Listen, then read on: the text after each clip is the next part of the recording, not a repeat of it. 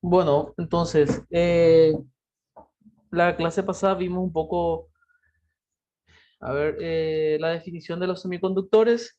Dijimos que eran unos materiales que no son conductores ni son aislantes, ¿verdad? Entonces, para ciertas condiciones ellos conducen y para ciertas condiciones no conducen los electrones, o sea, el paso de los electrones. Entonces, si nos fijamos en la tabla periódica, nosotros tenemos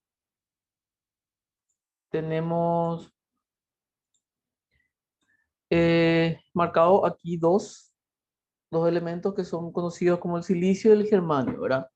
¿Ok? Este tiene su número atómico 14 y este tiene su número atómico 32. Vamos a recordar eso para más adelante ir haciendo algunos cálculos. ¿Estamos? Entonces, eh, bueno, entonces tenemos no sé si ya en el colegio habrán dado química, ¿verdad? Tenemos lo que se conoce como la estructura atómica, ¿verdad? Tenemos en el centro los protones y alrededor tenemos como aros o capas de electrones. O sea, son órbitas en el cual los electrones se mueven, ¿verdad? Giran libremente, ¿verdad? Entonces, estas capas le vamos a llamar capas de valencia y tienen diferentes, vamos a decir, distancias. En este caso, por ejemplo, tenemos un grupo de electrones aquí y la primera capa está más cerca, la segunda está un poco más lejos y así sucesivamente se alejan las capas, ¿ok? Entonces, eso, ¿verdad? Entonces, según el número atómico que estuvimos viendo, eh, esto nos indica la cantidad de protones y electrones que tenemos en un átomo, ¿verdad?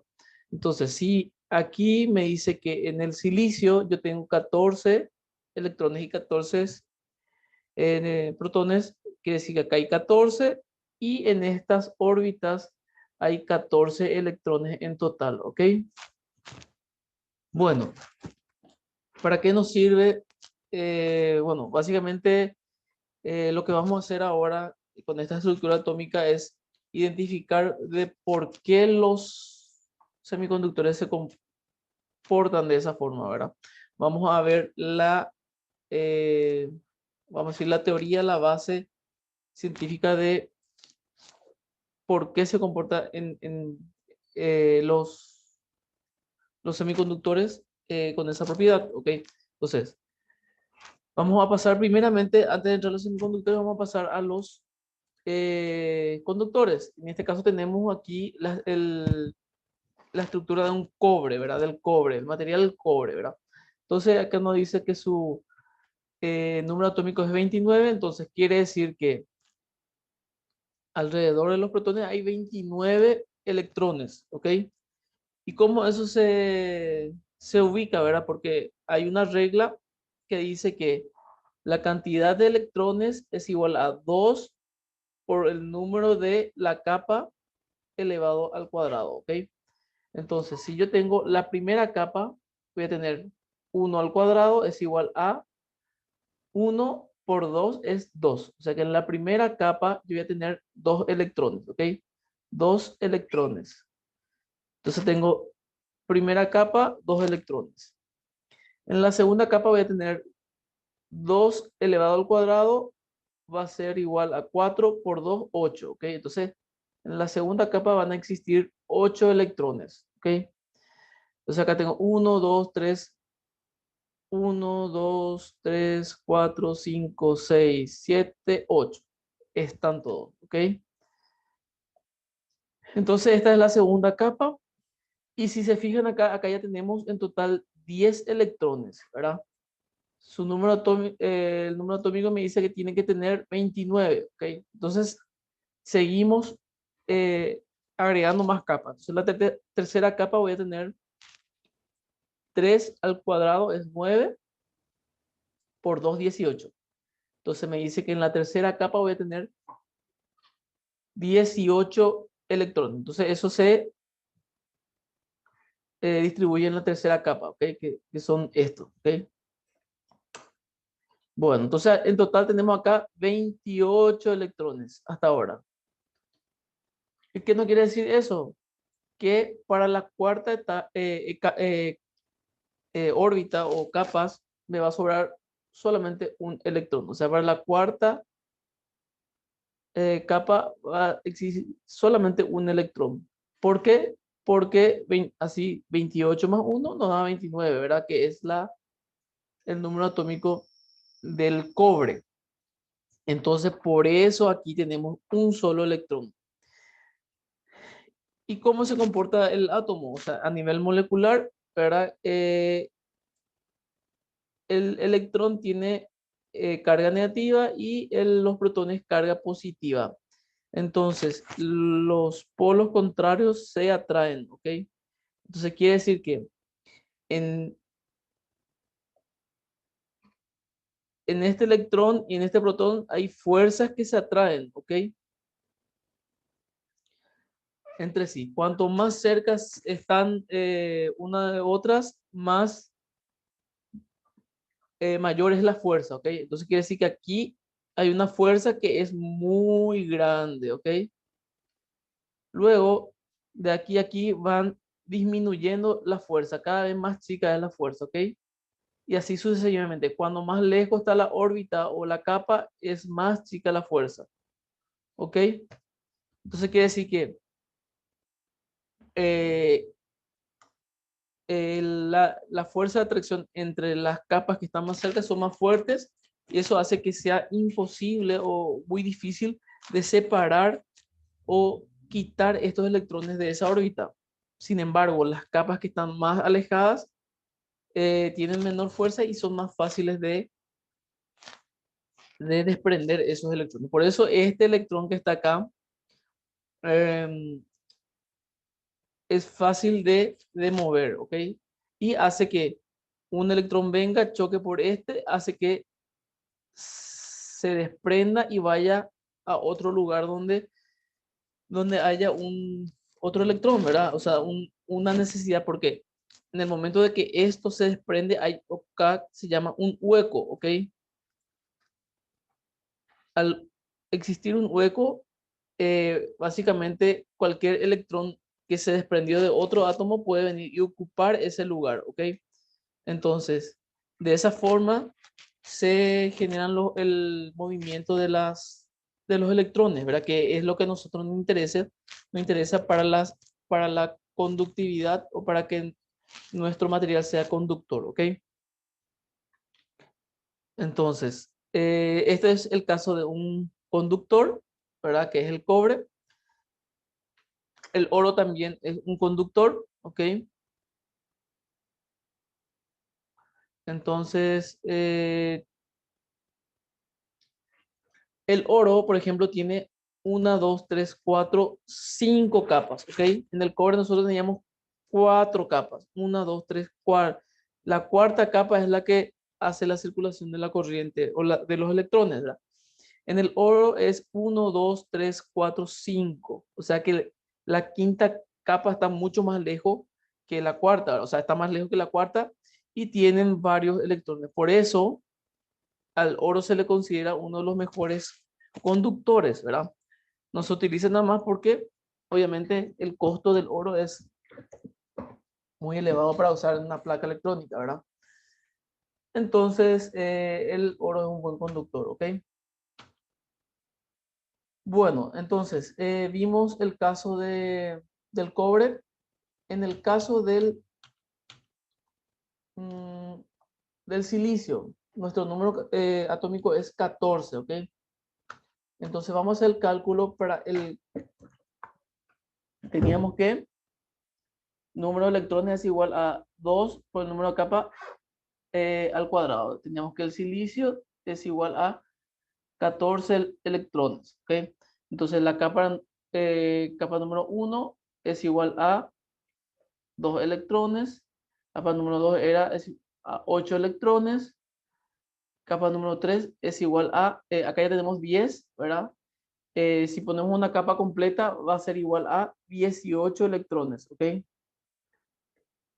Eso va a sobrepasar. Entonces nosotros lo que hacemos es Usamos estos 10 enteros y estos 4, de estos 18 usamos solamente 4 electrones. Entonces nos va a quedar así.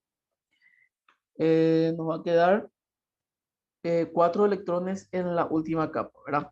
Entonces, para simplificar y no dibujar todos los electrones, a nosotros lo que nos interesa es la última capa. Entonces, vamos a solamente dibujar la última capa, ¿ok? Entonces tenemos así. Eh, Vamos a tener aquí el silicio, vamos a tener aquí. Vamos a identificar el núcleo con más 4 protones y la capa exterior va a ser con 4 electrones, ¿ok? Entonces acá tenemos electrones. ¿Por qué? Porque la última capa tenían 4 electrones, ¿ok? Si nos fijamos habíamos visto que eh, en el silicio teníamos número atómico número 32, ¿ok? Entonces si hacemos el cálculo para el silicio, va a ser, silicio va a ser, perdón, germanio es número 32, ¿ok? O sea, quiere decir que tiene 32 electrones. Entonces, hacemos el mismo cálculo acá. Tenemos 10 más 18, en total va a ser 28 electrones. Y una cuarta capa va a ser 2 por 4 al cuadrado son 16. 16 por 2, 32. ¿Ok? Entonces, de estos 32 vamos a utilizar solamente, para llegar a 32 nos faltan 4 electrones. ¿Ok? O sea que en la última capa vamos a tener 4 electrones. Entonces dibujamos eso y vemos que aquí para el átomo del germanio también es la misma configuración que el silicio. Tenemos más 4 protones y 4 electrones en la última capa de valencia. ¿Ok? Entonces, tenemos esto, ¿verdad? En el cobre habíamos visto que en la última capa había un electrón, ¿ok? En la última capa de valencia. ¿Estamos? Entonces, el equivalente del silicio y del germanio son iguales en la última capa. Entonces, vamos a ver ahora cómo, cómo esto se agrupa, ¿ok? Entonces, se vio que agrupando los átomos de los semiconductores, como tienen 4 electrones, se comporta de una manera muy especial, ¿verdad?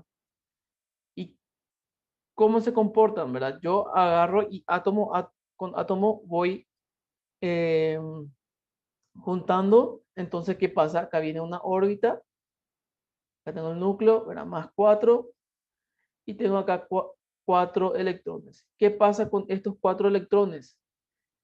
Eh, Como están bien ubicados, se acoplan ellos perfectamente y hacen un cristal, ¿ok? Forman un cristal. Entonces, esa unión es una unión, es una unión especial, ¿verdad? No muy común y se llama enlace covalente cristalino, ¿ok? Que hace que el semiconductor en sí se comporte como un cristal, ¿ok? Y básicamente es una combinación o vamos a decir, una unión muy estable, ¿verdad? Que hace que sea estable, que yo no pueda quitar, no pueda agarrar este electrón y quitar de su órbita, ¿ok? ¿Por qué? Porque está bien acomodado, o sea, bien agrupado, ¿verdad? Atómicamente y hace que no se puedan mover estos electrones, ¿ok? Si se fijan, hay vamos a decir, se acomodan perfectamente, ¿ok? Entonces, esta propiedad ocurre en el silicio. ¿Estamos?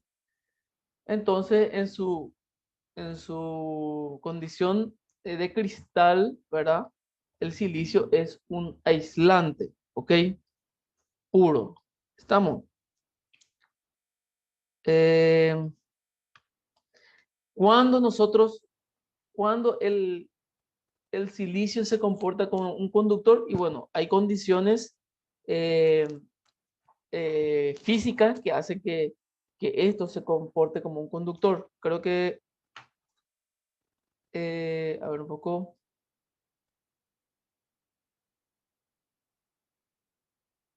A ver, eh, a esto se le llama, hola, creo que alguien prendió su micrófono. ¿Alguien quiere preguntar Profe, algo? Sí. sí, eh, la combinación del silicio con el germanio lo que hace esa reacción. No, no, es solamente de silicio, ¿verdad? A esto se le llama Ah, saturación de a valencia. varias combinaciones de silicio, ¿verdad? Claro, claro. Estos son, cada uno es Ah, un sí, sí, átomo individual sí. y la agrupación de cada átomo de silicio crea esto. Se llama una saturación de valencia. ¿Ok? Entonces, al hacer eso, que yo tengo en esta capa, y básicamente tengo 8 electrones. ¿Ok? Entonces, Sí. eso hace que sea un cristal. ¿Ok? Si nosotros vemos la foto física de un silicio, a ver, vamos a buscar.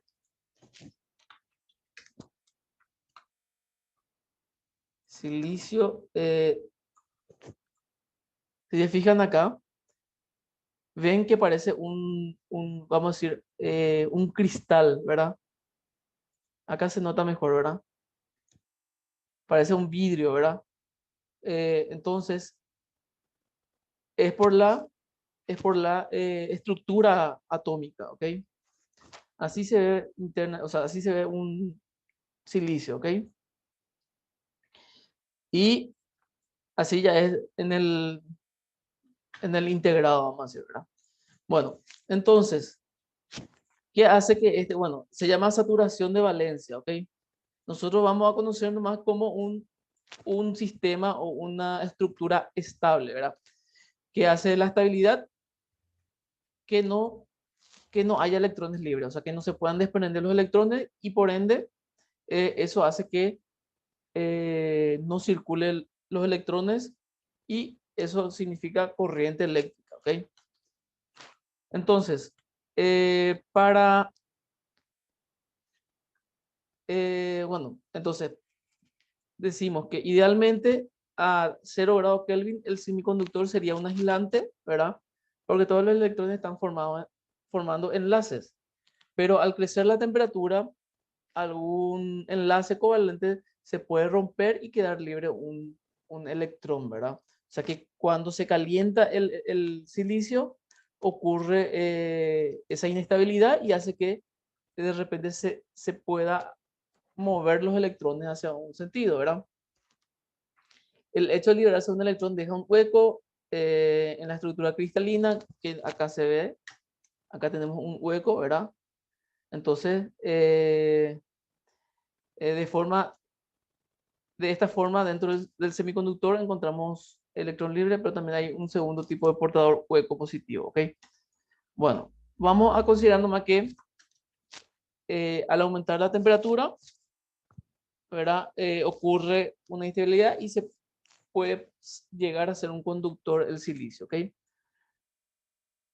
Entonces, eh, ¿y cómo hacemos nosotros entonces nuestros semiconductores electrónicos, ¿verdad? Y bueno, no hay forma, eh, por eso, no sé si recuerdan estas válvulas de vacío que anteriormente se usaban en las radios y todo eso, ¿verdad? Antes de los semiconductores se usaban semiconductores, pero eran semiconductores que se tenían que calentar, ¿verdad? ¿Verdad? Que se usaban. Esto primeramente se tenía que calentar y una vez que se calentaba recién funcionaba bien, ¿verdad? Estas eran las válvulas de vacío. Bueno, entonces, para darle una funcionalidad a estos semiconductores, se encontró que mezclando con otro componente o otro material, se podría hallar una propiedad semiconductora, conductora y aislante al mismo tiempo, ¿ok?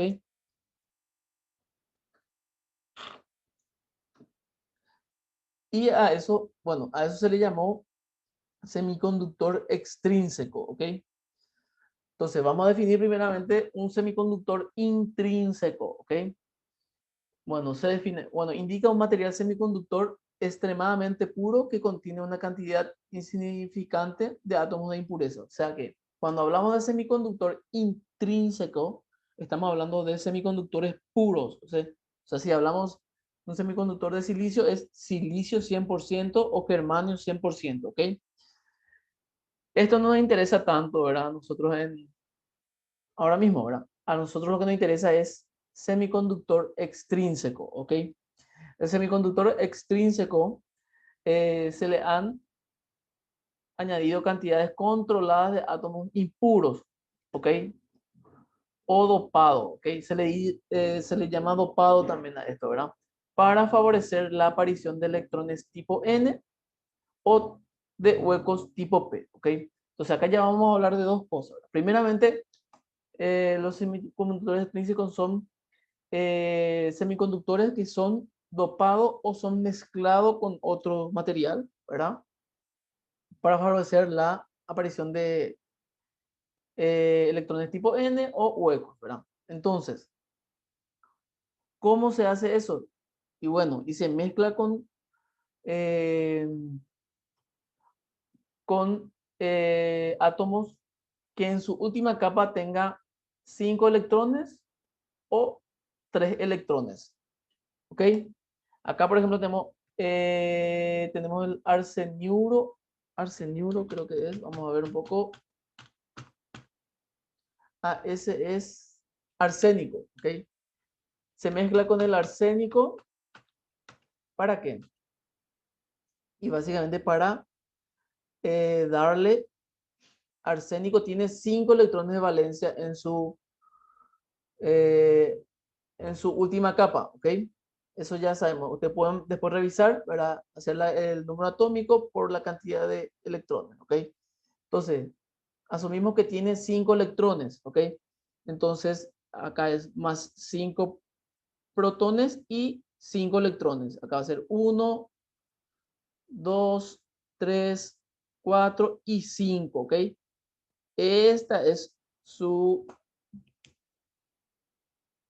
última capa de valencia, ¿ok?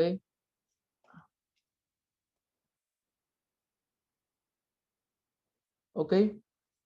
Entonces tiene 5. ¿Y qué pasa ahí? En ese caso, ¿qué pasa? Y bueno, 4, perdón, esta es la capa. A ver, ¿ok? Esta es de este electrón. Esta es de este y esta es de este. ¿Ok? Entonces, eh, todos a su alrededor tienen 4 electrones, pero este átomo del medio tiene 5. Entonces, se combinan los 4 que tienen pareja, ¿verdad? Vamos a llamarlo así, pero este queda libre.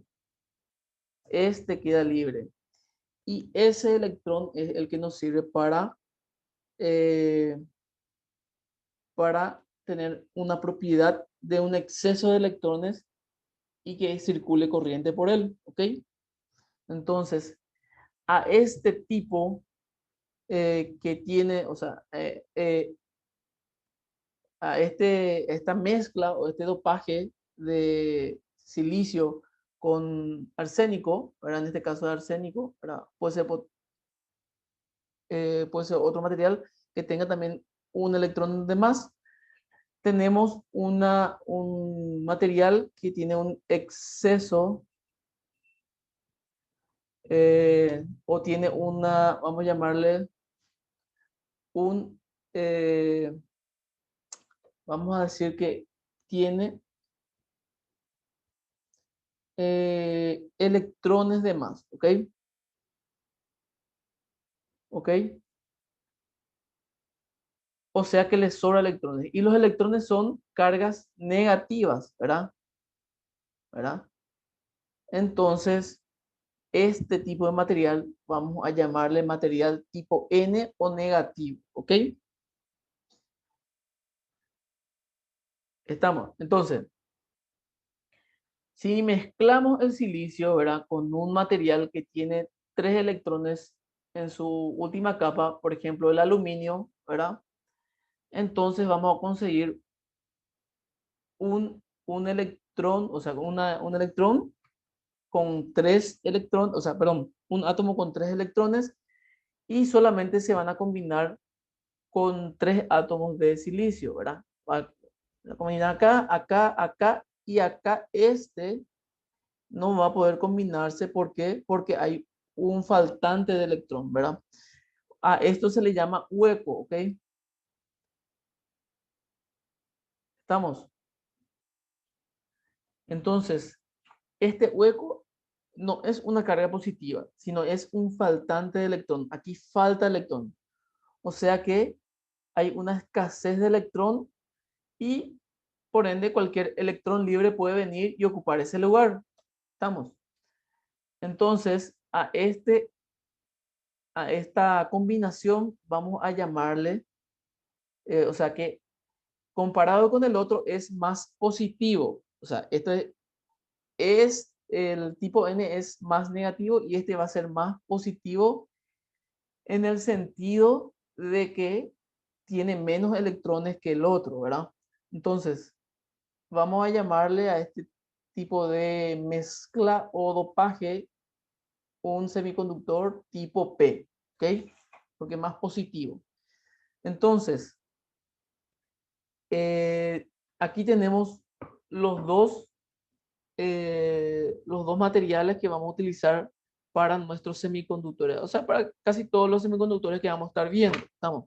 O sea, entonces, tenemos aquí el semiconductor extrínseco con dopaje, eh, eh, dopaje para favorecer material tipo N y dopaje para favorecer los huecos, ¿verdad? Tipo P. ¿Estamos? Entonces, los componentes electrónicos son todos dopados, no son puros. Entonces, todos son extrínsecos, ¿ok? ¿Hay alguna pregunta en este punto? ¿Se entendió, verdad? Que Sí, profe. en el material tipo P tenemos un exceso de electrón y en el material, perdón, en el material tipo N tenemos exceso de electrón, en el material tipo P tenemos escasez de electrón. Entonces, vamos a ver ahora cómo se comportan uniendo esto, ¿verdad? Teniendo el material tipo P, aplicándole una corriente eléctrica, a ver cómo se comporta y luego con el material tipo P, ¿verdad? Entonces, eh,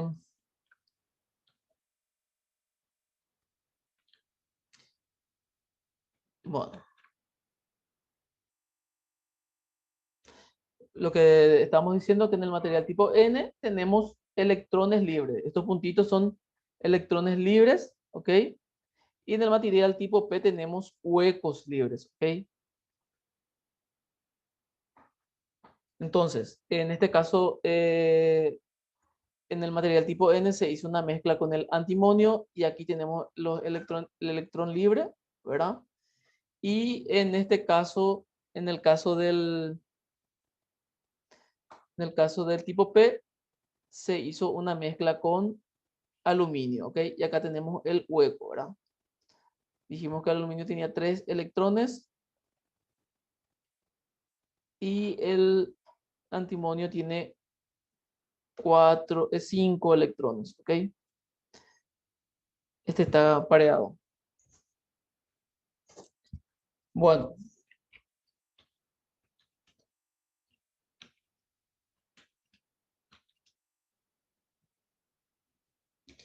ok. Entonces, esto sería la estructura de un material tipo N, ¿verdad? Tenemos electrones libres por toda la estructura. Tenemos aquí, eh, vamos a decir, aleatoriamente, ¿verdad? No es una estructura perfecta, ¿verdad? Entonces, como es una mezcla, hay un pequeño desorden, ¿verdad? Entonces, eso hace que, primeramente, bueno, en el medio de la estructura haya estos electrones libres. Pero, ¿qué pasa en los extremos, ¿verdad? Esto es la última, vamos a decir, línea de átomos. Esta última línea, si se fijan, ya no tiene más aquí otro átomo con quien parearse. O sea que aquí queda libre esta combinación, se fijan, porque esta última línea de átomos ya no tiene átomos al lado para unirse, ¿verdad? Para encajar y crear la saturación de valencia o la estabilidad en esta parte. Vamos a ver cómo se comporta acá, ¿ok? Entonces, acá yo tengo una fuente, ¿verdad? Fuente de energía, ¿verdad? De un switch. Al cerrar esto, ¿verdad? El electrón tiene que venir acá y circular, ¿verdad? Pero ¿qué pasa acá? Pasa algo muy interesante, ¿verdad? El, los electrones libres que estaban aquí, ¿verdad? Repartidos, este es un material tipo N, los electrones libres que estaban ahí, al, al energizar esto, ¿verdad? Acá yo tengo una polaridad negativa y acá positiva, ¿verdad? Al polarizar estas placas, ¿verdad? Como este es un potencial positivo, ¿verdad? Esto hace que los electrones que estaban libres en toda la estructura atómica o del elemento hacen que se desplacen hacia la carga positiva y se aglomeren aquí, ¿ok? Los que estaban libres acá se fueron toditos hacia el lado positivo. ¿Y qué hace eso? Que no se encuentren disponibles electrones libres para hacer la circulación de la corriente. O sea que los electrones vienen aquí y se quedan acá sin posibilidad de desplazarse. O sea, se llenan acá en estos huequitos, pero se quedan acá. ¿Por qué? Porque los electrones que estaban libres aquí en la estructura se juntaron acá. ¿Y qué pasa con esto? Esto se comporta como un semiconductor puro, ¿ok? Y un semiconductor puro habíamos dicho que es como un aislante, ¿ok? Entonces, si yo agarro y pongo un material tipo N, hago circular corriente, no va a pasar nada por él, ¿ok? Va a comportarse como un aislante, ¿verdad?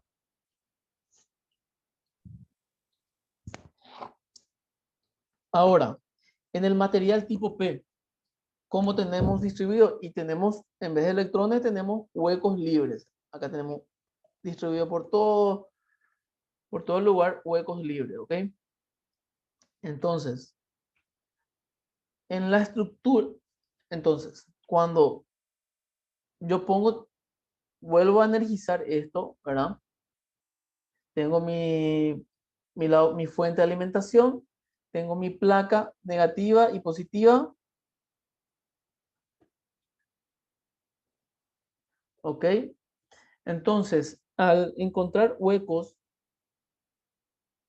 libres, la fuente me va inyectando electrones. Entonces, el electrón viene y encuentra huecos donde él puede alojarse o pasar por ahí, ¿ok? Entonces, viene el electrón y va pasando de hueco en hueco, ¿ok? Y eso hace que haya una circulación de corriente, ¿ok? Entonces, en el material tipo P nosotros tenemos circulación de corriente.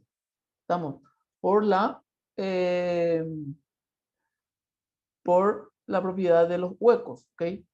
Que los huecos reciben los electrones. ¿Estamos? Entonces tenemos esas dos propiedades. En el material tipo N no circula corriente y en el material tipo P hay una circulación de corriente. Profe, Señor, en el material tipo P, profe, el aislante. ¿cómo? El material tipo P era el que era aislante. No, este es el material tipo Tipo P. N. Al tipo N es. Sí. En el material tipo P hay huecos disponibles para que los electrones vayan pasando de hueco en hueco, ¿ok? En el material tipo N tenemos electrones libres, pero que al meterle un potencial se comportan como un semiconductor puro, cristalino y por ende un aislante, ¿ok? Hoy dijimos que los Profe, electrones que estaban, sí, entonces el semiconductor puro siempre es aislante. sí, así mismo es. Por eso nosotros le mezclamos con otro producto para hacer tipo P o tipo N. Le mezclamos con otra materia. En este caso, vimos que en el material tipo N mezclamos con antimonio, ¿verdad? Alrededor de silicio y ahí tenemos un antimonio, ¿verdad? Y en el material tipo P mezclamos con aluminio, ¿verdad? Alrededor de todo silicio y de vez en cuando hay un átomo de aluminio, ¿ok? Por eso cuando hablamos los semiconductores que son tipo P y tipo N no son puros, son mezclados, ¿verdad? O dopados con otros materiales. Entonces, tenemos ya el tipo N que no conduce por la propiedad que vimos, ¿verdad? Que se comporta como un material puramente semiconductor, cristalino, y el tipo P que tiene huecos libres y circulan a través de él la corriente, ¿ok? Entonces, avanzando ya con el otro contenido, nosotros con estos semiconductores, si yo uno el semiconductor tipo P con un semiconductor tipo N, tenemos una unión PN, ¿ok? A esta unión PN se le llama normalmente diodo, ¿ok? Entonces, al unir estos dos materiales, tengo otra vez aquí en la unión, tengo un comportamiento especial de vuelta, ¿verdad? En el resto, aquí, en el resto del semiconductor no hay problema. Acá tampoco no hay problema, ¿ok? Ya sabemos cómo se comportan este. Este era aislante, perdón, este era conductor tipo P y este era aislante, ¿ok? Tipo N. En el P era que conducía, en el N era aislante. Ahora, al hacer una unión de estos dos, ¿verdad? Aquí, hay un comportamiento especial. ¿Y por qué? A esta zona se llama zona de transición o zona de dopaje o zona de agotamiento o empobrecimiento, que es una unión, ¿ok? Entonces, al unir un semiconductor tipo P con un no tipo N, aparece una zona de carga espacial denominada zona de transición, que actúa como una barrera para el paso de los Profe, portadores. Sí, escucho. ese sería el principio de los focos LED, ¿verdad? Más o menos. Todavía no, ese ya es un poco más avanzado, ¿verdad? Nosotros estamos, este es el principio de los diodos electrónicos, ¿verdad? Que son diodos recortadores. Después vamos a ver las aplicaciones de estos diodos, ¿verdad? Pero es básicamente la base de lo que es toda la electrónica moderna, ¿verdad? Nosotros vamos a empezar, como dijimos, vamos a empezar con los diodos, ¿verdad? Que es ahora, después vamos a pasar transistores, después vamos a pasar transistores FET y hasta ahí vamos a dar en esta electrónica. Luego hay una electrónica digital que van a continuar con de los transistores van a pasar ya a los los circuitos integrados, ¿verdad? Siempre son semiconductores. De los circuitos integrados ya microcontroladores, microprocesadores, computadores, ¿ok? Entonces es una línea de progresiva de aprendizaje, ¿verdad? Entonces de lo más básico, desde la estructura atómica nosotros estamos empezando ahora y vamos a irnos hasta llegar a lo que es la computadora, vamos a decir, hasta los microprocesadores o microcontroladores. ¿Estamos? Por eso es importante seguir el hilo. Esto es básicamente, después vamos a ver también los LED, ¿verdad? Pero básicamente es algo bien sencillo, ¿verdad? Vamos a ver cómo funciona ahora este diodo, ¿verdad? Entonces, en esta parte hay una zona que se llama transición, ¿verdad? Que actúa como una barrera de paso de los portadores mayoritarios de cada zona. O sea que esto es una barrera y vamos a ver por qué es una barrera. Y bueno, y vamos a ver otra vez el átomo, ¿verdad? Habíamos dicho que en el material tipo P existía huecos, ¿verdad? Tipo P había huecos, ¿verdad? Pero en el material tipo N había electrones, o sea, electrones libres, ¿verdad?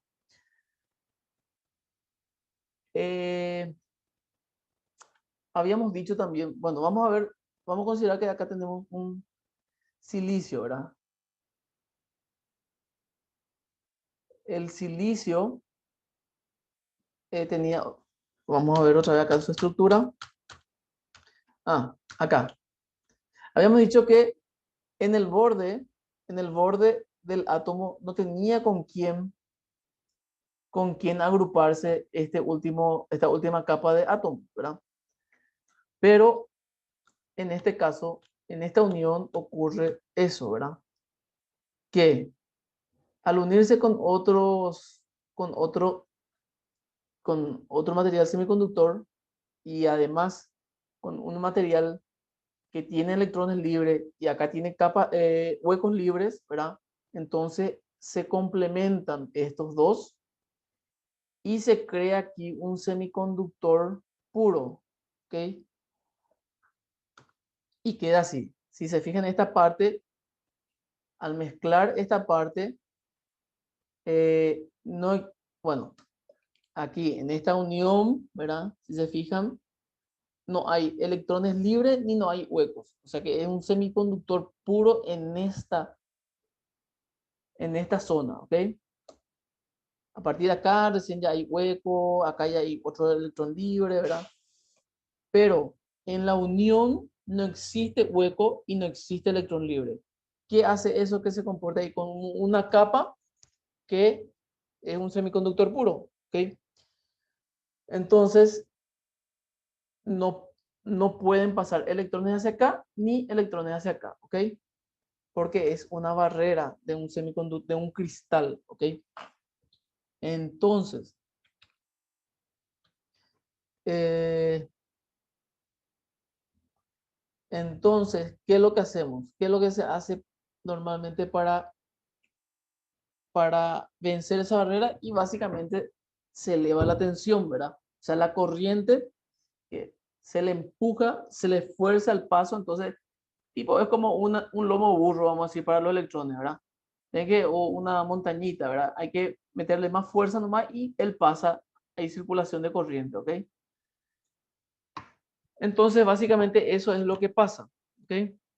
Que es una barrera porque se forma un pequeño cristal, ¿verdad? Obviamente, o sea, atómicamente es la barrera, ¿verdad? Es una línea muy pequeña, ¿verdad? Pero que ya crea una barrera, ¿ok? Entonces, eh, eso es lo que pasa, ¿ok? Entonces, normalmente, ¿verdad? Para el silicio, esta barrera, o sea, esta ruptura de barrera, que le llamamos, ¿verdad? Para el silicio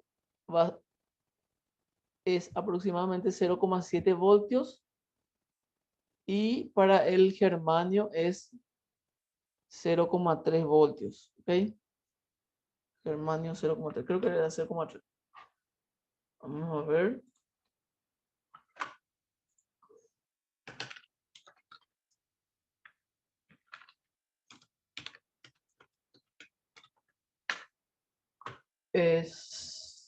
A ver,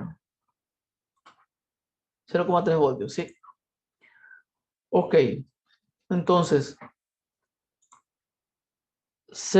esta barrera se rompe a través de voltaje. Silicio 0,7, germanio 0,3. Entonces, yo en el momento que voy a aplicar una fuente tengo que polarizar, porque ahora mismo ya tengo una unión PN, ¿verdad? O sea, una unión tiene su polaridad, tiene positivo y negativo a un lado, ¿ok? En este caso, si yo polarizo el positivo de mi fuente, polarizo con el negativo del diodo, yo estoy polarizando inversamente, ¿ok? Entonces, ¿qué pasa al polarizar inversamente?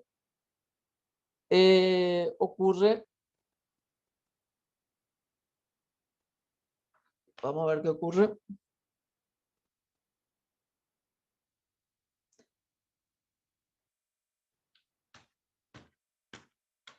Ocurre lo que vimos en el primer caso, ¿verdad? El negativo, no, a ver.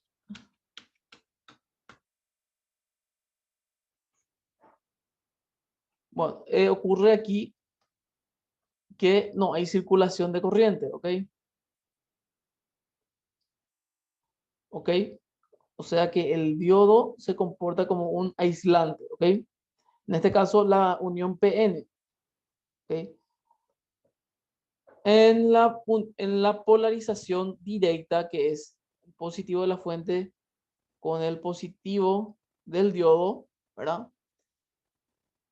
En ese caso sí hay corriente acá, ¿verdad? Pero para que haya corriente, habíamos dicho que la fuente tiene que ser mayor a 0,7 voltios. ¿Para qué? Para que supere aquí esta barrera que hay en el diodo, ¿ok? Estamos. Entonces, en polarización inversa, el diodo se comporta como un aislante, ¿verdad? O como un circuito abierto, le podemos llamar también así, ¿verdad? Donde no pasa la corriente. Y en polarización directa, podemos considerar como una llave cerrada, o sea que la corriente va a pasar, ¿ok? Entonces, para modo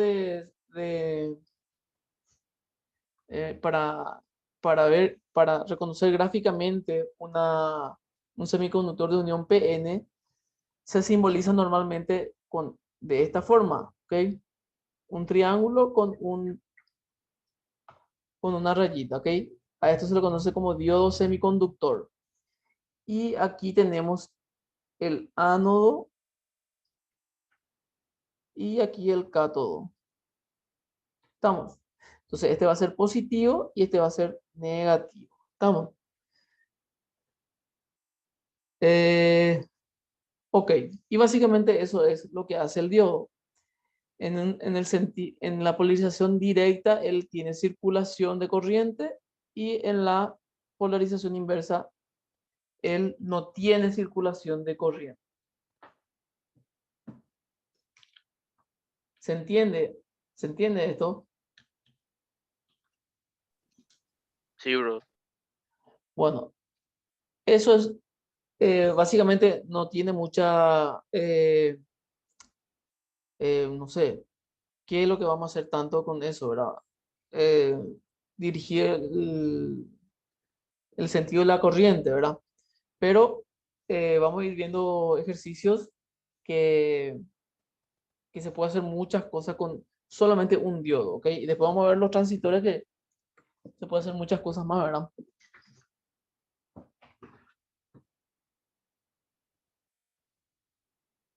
Ok. eh, bueno, Profe, sí, en la parte positiva ahí de tu fuente. Sí, Ese es el que está llevando electrones y nada, ¿verdad? normalmente, en realidad, la circulación de la corriente es a través, es así. El electrón en sí es la circulación, ¿verdad? Pero normalmente la corriente cuando depende de cómo planteamos. Puedes plantear, te dieron análisis de circuito. Yo No, no. No, profe. No, bueno, y normalmente los electrones giran en este sentido, o sea, no es que el positivo se va hacia acá, ¿verdad? No, lo que se va son electrones y los electrones son negativos, ¿verdad? Cargas negativas son, ¿verdad? O sea, la corriente es la circulación de electrones, ¿estamos? Entonces, el sentido normal es esto, ¿verdad? Eso fue tu pregunta, ¿verdad? El sentido hacia dónde se van los electrones, ¿verdad? Sí, profe. Ese fue. Entonces, pero no importa eso. Nosotros lo que tenemos que considerar que este es positivo, negativo, positivo, este negativo y este positivo. Cuando están polarizados inversamente, cuando el positivo está con el negativo, es inversa. Y directamente cuando el positivo está con el positivo, está unido, ¿ok? Esa es directa y esta es inversa, ¿verdad? Al revés están las uniones, ¿ok? ¿Tienen alguna pregunta con respecto a esto? No, bro. Bueno, entonces, la próxima clase vamos a estar viendo los diodos, ¿verdad? Vamos a ver la curva de carga, ¿verdad? Porque esto no es que esto, cuando está polarizado inversamente, no es que él va a atajar todo, ¿verdad? O sea que él retiene los electrones acá, ¿verdad? Hace una barrera, lo que hace es una barrera para que no pase hacia acá los electrones, ¿verdad? ¿Qué pasa? ¿Cómo nosotros vencíamos esta barrera que estaba acá en la unión? Con una tensión de 0,7 voltios, ¿verdad? Entonces quiere decir que si mi barrera es un poco más grande que esta, obviamente voy a poder vencer eso con un voltaje, ¿verdad? Entonces esto yo tengo acá una tensión de ruptura, ¿ok? Yo puedo vencer esta polarización inversa que me está atajando la circulación de corriente con una tensión mucho más alta, evidentemente. Hablamos acá de 1000 voltios, ¿verdad? 1000 voltios para arriba, ¿verdad? Con 1000 voltios yo puedo romper esta barrera y en teoría quemar el diodo y hacer que circule la corriente, ¿verdad?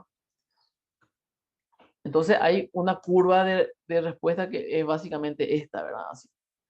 Es tensión inversa, esta es la tensión, esta es tensión y esta es corriente. Entonces, ¿qué es lo que no quiere decir? Acá yo le estoy metiendo polarización inversa, o sea que es voltaje negativo, ¿verdad? Entonces, aquí más o menos es 1000 voltios menos 1000 voltios y aquí él se rompe, ¿ok? O sea que aquí voy a tener corriente negativa. O sea que ahí voy a tener abruptamente, ahí, cuando llega a 1000 voltios, el PAS me da, no sé, 100 amperes, ¿verdad? De corriente en el toque. Sin embargo, aquí vamos a decir, menos 500 voltios, él aguanta todavía. Cero prácticamente es la corriente. ¿Estamos? Cero. Cuando doy polarización directa, o sea que le doy tensión positiva, acá positivo con positivo, aquí es 0,7 voltios, a ella empieza a conducir la corriente, ¿ok? Bueno, eso vamos a ver la próxima clase, ¿ok? Vamos a analizar la curva del diodo, ¿verdad? Después vamos a analizar cuando demos la curva del transistor y así sucesivamente vamos a ir viendo su comportamiento, ¿verdad? Porque esa es la base para entender cómo funcionan estos dispositivos, ¿verdad? ¿Alguna pregunta? Voy a dejar tarea, ¿verdad? Con respecto a algo de teoría que vimos, ¿verdad? Ahora en la clase. Y vamos a continuar la próxima clase, ¿les parece? Sí, Pero- profe, muchísimas gracias. Se Está, profe, entendió muy bien. gracias. Ahora, hay preguntas si hay fecha de laboratorio. No, nosotros probablemente no vamos a tener laboratorio y si vamos a hacer alguna práctica voy a armar yo acá un protoboard y le voy a mostrar el funcionamiento, ¿verdad? ¿Podemos hacer con los diodos eso? Sí, yo creo que sí. Pero vamos a ver. O si no, vamos a hacer con simuladores, ¿ok? Simuladores, vamos a hacer un pequeño circuito y les muestro, ¿ok? El comportamiento. ¿Estamos? Dale, profe, gracias. Dale, profe. Claro, profe, gracias. Quedamos Gracias, profe. el próximo jueves y entreguen la tarea, por favor. Hasta luego.